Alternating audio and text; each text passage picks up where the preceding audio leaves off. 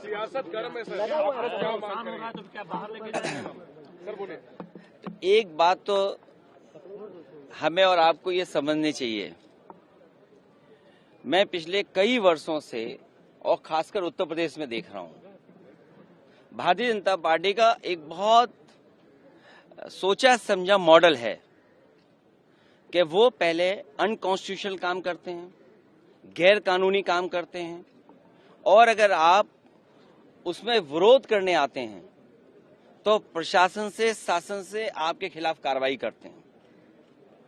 जिस तरह का भाव राज्यसभा में था वो बाबा साहब भीमराव अम्बेडकर जी का अपमान है। न केवल हम समाजवादियों के बल्कि पूरे देश के शोषित, वंचित, पीड़ित, अपमानित लोग और जो समाज में सबसे पीछे छूट गए थे, उनके लिए आज भी वो पूजनीय हैं। आप किसी भी गांव में चले जाएं पूरे देश में, आज भी बाबा साहब को पूजने का काम गांव के लोग करते हैं। गरीब, हर समाज के लोग उनको भगवान की दृष्टि से देखते हैं। तो इस तरह की भाषा का इस्तेमाल करना न केवल निंदनीय है बल्कि शब्दों को वापस लें और माफी मांगने की जो विपक्ष की बात है उसको मानना चाहिए सरकार को। और सच्चाई तो ये है कि जो व्यक्ति माफी मांग लेता है वो बड़ा होता है। माफी मांगने वाला व्यक्ति हमेशा बड़ा होता है। ये जो कलयुग आया हुआ है, हालांकि वो मैं नहीं कह सकता हूं कहां से शुरुआत हुई थी, लेकिन भगवान श्री राम ने के अलावा जो हमारे भगवान हैं, भगवान श्री कृष्ण ने जब अपने प्राण छोड़े तब कलयुग शुरू हुआ।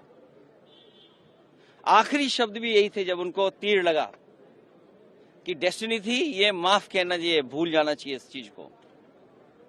तो कम से कम सरकार को जिनकी भाषा से, व्यवहार से पूरे देश का सेंटिमेंट बाबा साहब भीमराव अम्बेडकर जी के लिए जो अपमान की तरह भाषा इस्तेमाल हुई, उस पर माफी मांगनी चाहिए और शब्द वापस अपने लेने चाहिए। राहुल गांधी पर एफआईआर हुई है सर, देखिए, ये हालांकि मेरी स्पीकर साहब से बात नहीं हुई और दूसरे पॉलिटिकल लीडर से बात नहीं हुई, लेकिन ये लोकसभा का परिसर है, इसमें सबसे ज्यादा सुप्रीम अगर कोई है तो स्पीकर साहब हैं। अब सोचिए आप, बीजेपी के लोग तो स्पीकर के साहब के ऊपर भी चले गए। हालांकि मेरी किसी पॉलिटिकल पार्टी से बात नहीं हुई, लेकिन ये जो परिसर है वो लोकसभा का है, तो स्पीकर साहब के पास हम बैठ करके बहुत सारी चीजों को सुलझा सकते थे। लेकिन मैंने जो बात शुरू में कही, भारतीय जनता पार्टी के पास तरीके हैं, उनके पास मॉडल हैं, अंडरग्राउंड पॉलिटिकल उनके पास राय मशवरा आता है।